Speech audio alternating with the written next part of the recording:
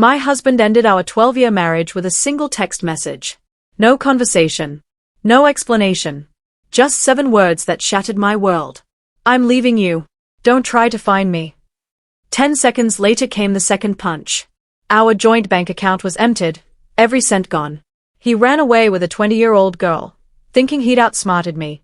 Thinking I was weak. Thinking I'd crumble. But what he didn't know, what he couldn't even imagine, was that I had already discovered his secret months ago. And by the time he realized what I'd done, it was far too late. Stay with us. This story will leave you speechless. Before we start, make sure to hit like and subscribe. And really, I'm curious, where are you watching from? Drop your country name in the comments. I love seeing how far our stories travel. For 12 years, everyone looked at our marriage as if it were a glass display, polished, untouchable, flawless. At family dinners, people whispered things like, "You two are the definition of stability," or "I hope my marriage looks like yours someday." I used to smile politely, but inside, I always felt a strange ache, a quiet question I never dared to ask. Was it really perfect, or was I just trained to pretend? My husband, Daniel, played his role brilliantly. Handsome, charming, confident. He knew exactly how to look like the dream husband in front of others. He'd place a gentle hand on the small of my back, pull out my chair, tell people, "My wife is the glue that holds everything together." Everyone adored him. And I believed I was lucky. Our home was always spotless, our routines predictable. Sunday hikes, Friday movie nights, birthdays celebrated at the same Italian restaurant where he'd proposed. It all looked so normal. So safe. But now, looking back, I see the flaws, hairline cracks I ignored. The way he'd check his phone a little too quickly. The sudden late meetings that didn't exist a year earlier. The new cologne he never wore for me. The emotional distance disguised as work stress. Still, I dismissed the warnings. I convinced myself that every marriage had rough patches, that love simply matured into quietness. What I didn't realize back then was this. Sometimes marriages don't crack. They rot, slowly, silently, until one day they simply collapse. The moment it happened was painfully ordinary. A quiet Tuesday morning. I was standing in the kitchen waiting for the coffee machine to finish, half listening to a podcast, half thinking about my to-do list for the day. My phone buzzed once. I wiped my hands on a towel, picked it up casually, expecting a reminder or a message from my sister. Instead, I saw Daniel's name. And beneath it, a text that didn't look real. "I'm leaving you. Don't try to find me." At first, I actually laughed, one sharp, confused breath, because it felt like some sick joke. I blinked twice, waiting for the punchline, waiting for the LOL or wrong person. But the next message came immediately, killing any hope. "Also, I emptied the joint account. Take care." Then a laughing emoji. A laughing emoji. My heart dropped so fast it felt like the floor had vanished under me. I opened the banking app with trembling fingers, praying it was a glitch, a misunderstanding, something, anything. But the numbers didn't lie. Balance, $0. 3 transfers. All done at 5:17 a.m. All into an account I didn't recognize. Every cent we'd saved over 12 years, gone. My breath came in fast, shallow bursts. My hands shook. I felt cold, then hot. My mind kept screaming, "This can't be real. This can't be him. Daniel wouldn't, he couldn't, do this." But he had. Another text lit up the screen. "Don't bother calling. I'm already gone." Gone? To where? Why? What had I done? Who had he become? I sank into a chair, phone clutched to my chest, staring at the kitchen tiles as the truth settled in like a weight on my lungs. In 1 minute. With one text. My husband had ended our marriage. And emptied our future. I didn't learn about the girl right away. That part came an hour later, after the shock began to settle but before the heartbreak had fully bloomed. I was still sitting at the kitchen table, staring at the empty bank balance as if numbers might magically reappear, when my phone buzzed again. This time, it wasn't Daniel. It was his coworker, Melissa. She'd heard the news before I had. "I'm so sorry," her message read. "But I think you should know he's been seeing someone. She's really young. 20, maybe 21. He told people at the office he was taking her to Miami." Miami. The word hit me like a slap. Suddenly everything made sense. The new clothes, the gym obsession, the late nights, the work trips. He wasn't reinventing his career, he was reinventing himself. Trying to be young again. Trying to erase the life we'd built by replacing it with someone who made him feel powerful. I opened social media with shaking hands, typing his name into the search bar. I didn't have to scroll far. There he was. Daniel, my husband, smiling in a selfie taken at the airport. Sunglasses on. Shirt unbuttoned, one too many buttons. And next to him, tucked against his side, was a girl who looked like she should have been worried about college applications, not running away with a married man twice her age. She had long fake eyelashes, glossy pink lips, and a caption under the photo. Miami with my man red heart #sparkles new beginnings. My man. New beginnings. The betrayal didn't just hurt, it burned. Daniel always believed he was the strong one in our marriage, the decisive one, the ambitious one, the one who handled things. And I played the quiet, steady, supportive wife.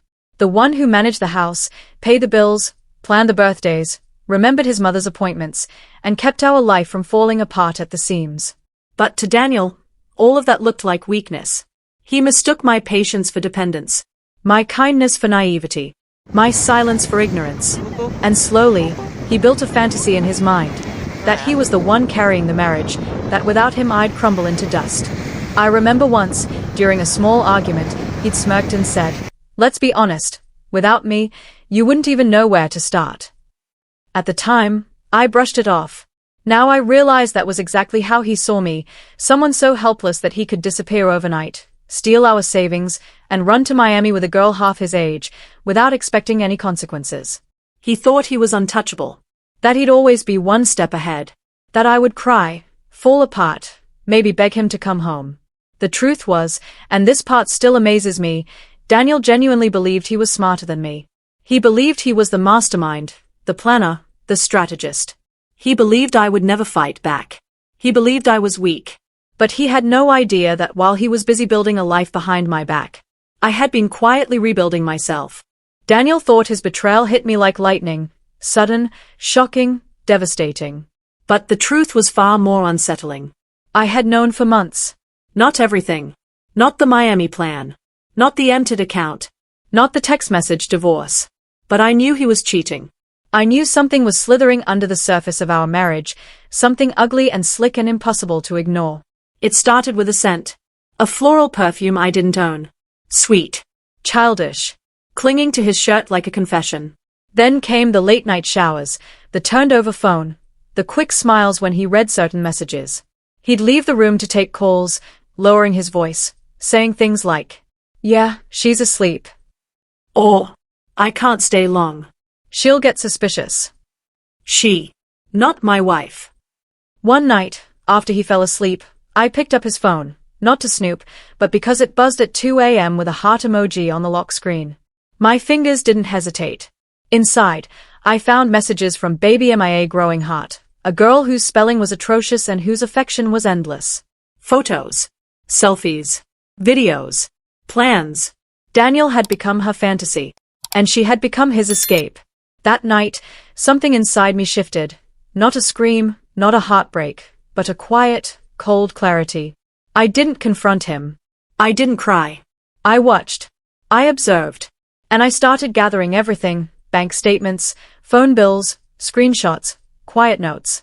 I met with a lawyer 3 weeks before he ran away. I opened accounts he didn't know existed. I printed every piece of proof and hid it carefully. He thought I was clueless. He thought I was sleepwalking through the betrayal. But I was awake. I was watching. And I was preparing for the day he would make his move. He had no idea. I was already 10 steps ahead. The day I met my lawyer, I didn't walk into her office like a broken wife. I walked in like someone quietly sharpening a knife. Jennifer was calm, sharp-eyed, the kind of woman who could smell lies the way others smell perfume. I still remember her first question. "Are you ready to stop being his victim?" I didn't hesitate. Yes. From that moment forward, every move I made was deliberate. First, she told me what Daniel never wanted me to know, that I had rights, power, and legal protection. She explained marital assets, financial misconduct, abandonment laws, and how courts viewed men who ran off with younger women. Her words were like armor sliding onto my skin. Then we began preparing. I opened a personal bank account in a completely different institution and transferred small amounts from my freelance work and savings. Nothing dramatic, nothing he would notice. The goal wasn't to hide money, it was to build stability. Next, we froze certain joint lines he didn't have access to. We changed beneficiaries. We updated insurance. We drafted documents he would never see coming. Jennifer filed everything quietly, strategically, as if setting snares in a forest Daniel didn't even realize he was running through. Meanwhile, I played my role perfectly. I cooked him dinner. I kissed him goodnight. I nodded while he lied through his teeth about late meetings and networking events. I folded his shirts, knowing he'd probably take them off in some Miami hotel room. Every smile I gave him was a mask. Every calm reply was a cover. Every quiet night was preparation. Revenge wasn't loud. It wasn't dramatic. It was silent, calculated, surgical. And Daniel had absolutely no idea that while he believed he was the one planning an escape, I was building the trap he would walk into. The funny thing about being underestimated is that it gives you freedom. Freedom to move quietly, to plan without suspicion, to slip into the shadows and rearrange the entire board while your opponent thinks he's already won. Daniel never cared about finances. He liked spending, not managing. So he never noticed how smoothly I began shifting the landscape beneath his feet. It started with a simple move, one Jennifer called strategic self-protection. I opened a private high-yield savings account and transferred portions of my earnings, the ones he never bothered to track. Small amounts. Round numbers. Nothing that would trigger alarms. Next, we froze a joint credit line. But only on my side. To Daniel, everything still looked normal. To the bank, he no longer had access to half the financial tools he believed were his. Then came the important part. Daniel always believed our joint account was our only nest egg. He didn't know I had a silent personal investment fund, one I'd started 5 years ago with the birthday money my parents gave me annually. He never asked where that money went. He never cared. And because he didn't care, he didn't know it had grown into something substantial. Jennifer smiled when she saw the numbers. Good. This gives us leverage. Leverage. A beautiful word. Meanwhile, Daniel kept depositing small portions of his paycheck into the joint account, believing I depended on it. He never noticed the automatic withdrawals I had set up, perfectly legal, perfectly documented, to cover insurance, utilities, and my own private accounts. Everything flowed seamlessly. On paper, our finances still looked shared. In reality, our money streams had quietly separated like two rivers drifting apart. By the time Daniel entered the joint account at dawn on that Tuesday, he didn't steal my future. He only stole his own. While I was quietly preparing for the fallout, Daniel was living in a fantasy so bright it blinded him to reality. In his mind, Miami wasn't just a vacation. It was his rebirth. A new identity. A new life. A new version of himself where he wasn't a 42-year-old accountant with thinning hair and a mortgage, but a young, carefree man with limitless possibilities. And Mia, the 20-year-old who giggled at every joke, fed that fantasy like oxygen. According to Melissa, he'd been bragging at work for weeks. I'm done with responsibility. I'm starting fresh. Miami is where real men go to reinvent themselves. Real men. Reinvent. I had to laugh. The man who couldn't change a tire, reinventing himself? But he believed it. Oh, he believed it with every delusional fiber in his body. He booked a luxury beachfront Airbnb, paid in full with our money. He bought designer shirts, flashy sunglasses, and even a gold chain that made him look like he was auditioning for reality TV. He told his coworkers he was leveling up. Meanwhile, Mia posted everything on Instagram. Hotels. Cocktails. Poolside selfies. The captions were the worst part. My king's smiling face with heart-shaped eyes sparkles. He treats me like a princess. Miami life with my forever red heart hash. Forever. Daniel believed all of it. He thought Miami would make him young again, powerful again, wanted again. He thought the world would bend for his new beginning. What he didn't know was that while he was chasing palm trees and fantasies, a very real storm was already forming behind him. Daniel's fantasy lasted exactly 4 days. 4 days of sunshine, cocktails, and Instagram poses. 4 days of pretending he was 20 again. 4 days of Mia squealing at every overpriced dessert and tagging him in photos he thought made him look successful. But on the 5th morning, reality, cold, sharp, and unforgiving, punched straight through the illusion. It started with a credit card decline. He and Mia were at a rooftop cafe, ordering brunch that cost more than our weekly groceries.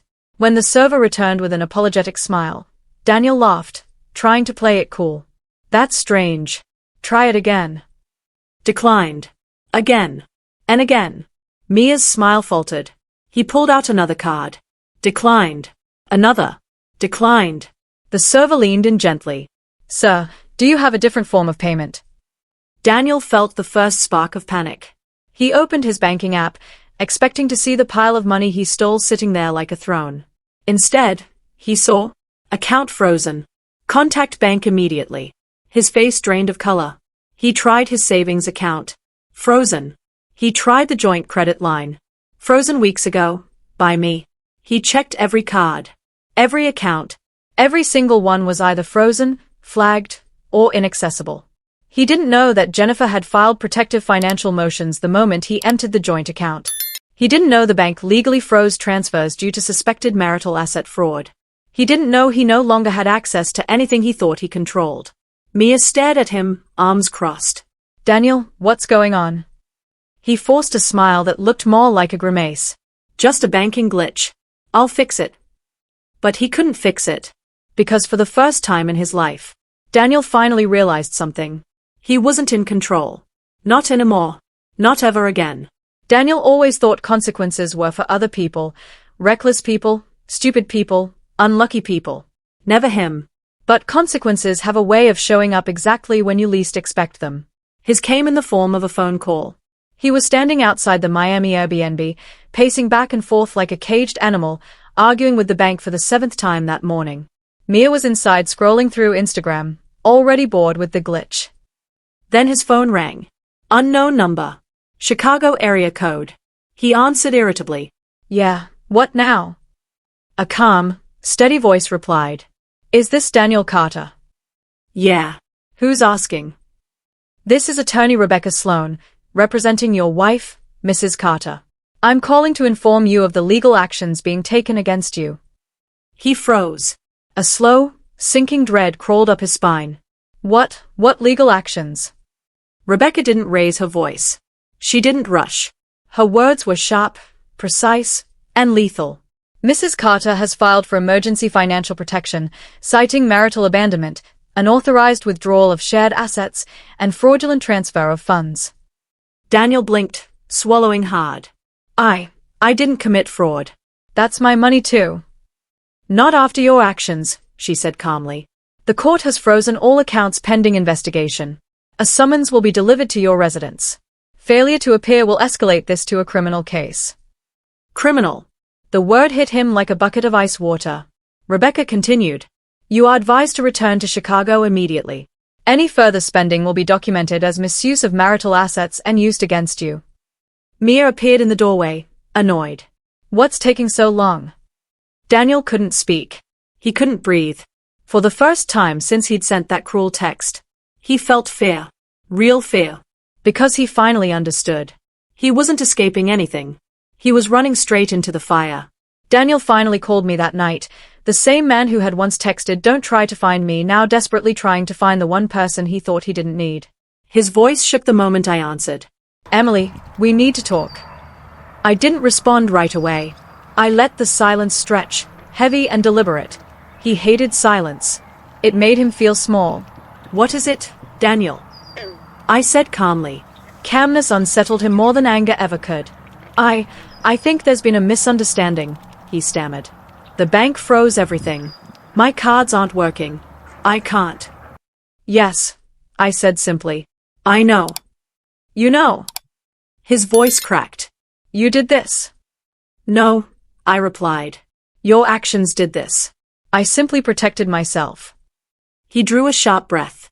Emily, please don't do this. Let's talk. Let's work things out. We can fix this. There it was. The panic. The regret. The sudden realization that the woman he thought was weak was the one with all the power. You ended our marriage by text, I said softly. You emptied our account. You ran away with a girl who's barely old enough to rent a car. Tell me, Daniel, what exactly is there to fix? He didn't answer. In the background, I heard Mia's voice, annoyed and impatient. Are you done yet? I'm hungry. Daniel choked out. Emily, I made a mistake. No, I said. You made a choice. He exhaled shakily. Please don't do this to me. I'm not doing anything to you, I replied. You're just finally facing the consequences you thought you'd never have to face. And then I hung up. Mia lasted precisely 2 more days after the phone call. At first, she tried to pretend everything was fine. She posed by the balcony for selfies, ordered room service, and demanded Uber rides to malls Daniel could no longer afford. But the moment she realized he wasn't joking about the frozen accounts, her entire attitude changed. She stopped calling him babe. Stopped touching him. Stopped pretending she cared. The final blow came at a seafood restaurant he foolishly took her to, hoping his debit card might magically work again. It didn't. The server returned with the same apologetic smile Daniel was starting to hate. Sir, this card has been declined. Again. And again. And again. Mia slammed her menu shut. I'm not doing this, she snapped. I didn't sign up to date a broke, middle-aged man with legal problems. Mia, please, just give me time. No, she said, grabbing her purse. You lied about everything. You said you had money, freedom, a house, a future. You don't even have a way to pay for lunch. Then she delivered the final, brutal sentence. You're not a king. You're a joke. She walked out, leaving him with a bill he couldn't pay. And a life he had destroyed. All by himself. In the weeks after Daniel's meltdown in Miami, something strange happened. My world got quieter. Not empty. Not lonely. Just quiet, like someone had finally turned off the noise I'd been living with for years. For the first time in a long time, I woke up without anxiety knotting itself in my stomach. There were no secretive late-night showers, no lies disguised as meetings, no forced smiles over dinners he didn't appreciate. Just me. And peace. I filled my days with things I had abandoned while trying to hold our crumbling marriage together. I took long walks. I cooked meals just for myself. I rearranged the living room, moved his old leather chair to the curb, and replaced it with a bright blue armchair that felt like sunshine. Friends who once thought we had the perfect marriage began to see me, really see me, for the first time. They invited me out, checked on me, sat with me through the hard moments. I learned that healing isn't loud. It's quiet, steady, patient. I went back to painting, something I hadn't touched in years. I joined a yoga class. I opened windows and let light spill into every corner of my home. Slowly, gently, I rebuilt myself. And in that process, I discovered a truth I didn't expect. I wasn't mourning the loss of Daniel. I was mourning the version of myself I became while loving a man who didn't deserve me. Now, piece by piece, I was reclaiming her. The court date arrived on a gray Monday morning, the kind where the sky feels heavy but your heart finally feels light. I walked into the courtroom calm, steady, prepared. Daniel sat across the room, smaller than I had ever seen him, not physically, but in spirit. His shirt wrinkled, hair uncombed, eyes hollow. He looked like a man who had sprinted straight into the consequences he thought he'd outrun. His lawyer whispered urgently beside him, but Daniel kept glancing at me with a mixture of regret, fear, and something almost like disbelief. As if he still couldn't understand how the wife he underestimated became the storm that dismantled his fantasy. Judge Ramirez was direct, efficient, and unimpressed by Daniel's excuses. Mr. Carter, she said firmly, you abandoned your marriage, emptied a joint account without consent, and attempted to flee the state while using marital funds to support another relationship. This is clear financial misconduct. Daniel opened his mouth to speak, but his lawyer tugged his sleeve sharply. The judge continued, Mrs. Carter acted lawfully to protect herself. Given the evidence presented, the court rules in her favor. Then came the list of judgments, each one a hammer striking what was left of Daniel's illusions. The house awarded to me. Alimony awarded to me. Restitution for the stolen funds. Every dollar. Legal fees. His responsibility. Frozen accounts. Released solely to me. Every sentence chipped away at him. When the judge declared the marriage officially dissolved, Daniel finally looked at me with eyes full of shattered pride. Emily, he whispered, barely audible. Please, can we at least talk?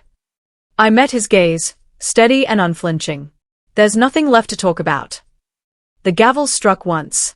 And just like that, the life he tried to build on lies collapsed completely. Not on top of me, but on top of him. A month after the court ruling, I stood on my balcony with a mug of tea, watching the sunlight spill across the neighborhood. For the first time in years, the morning felt warm instead of heavy. Life wasn't perfect, but it was honest, and that was something Daniel never gave me. Sometimes freedom doesn't arrive with fireworks. Sometimes it arrives quietly, like a sigh you didn't realize you'd been holding. People often think revenge is loud, dramatic, explosive, cinematic. But the truth? The best revenge is simply reclaiming your life. I found myself smiling more, laughing more, breathing more. I redecorated the house, repainting the walls with colors Daniel always said were too bold. I adopted a cat, something he always refused because he didn't want fur everywhere. I started hosting Sunday dinners with friends, filling my home with laughter instead of tension. And slowly, my life began to feel like mine again. One afternoon, I ran into an old friend who'd heard about everything. She hugged me tightly and whispered, "I'm so glad you survived this." I surprised myself by answering, "I didn't just survive. I became stronger." Daniel tried reaching out once more, an email filled with apologies, reflections, and regrets. He said Miami taught him hard lessons. He said losing me was his biggest mistake. I read it once, then deleted it. Because closure wasn't something he could give me. It was something I created for myself. The past didn't disappear, but it no longer controlled me. I had walked through betrayal, through heartbreak, through the wreckage of a marriage built on illusions, and I came out standing, breathing, living. And as I stood on that balcony, watching the horizon glow with a new day, I finally understood. Revenge is satisfying. But freedom is powerful.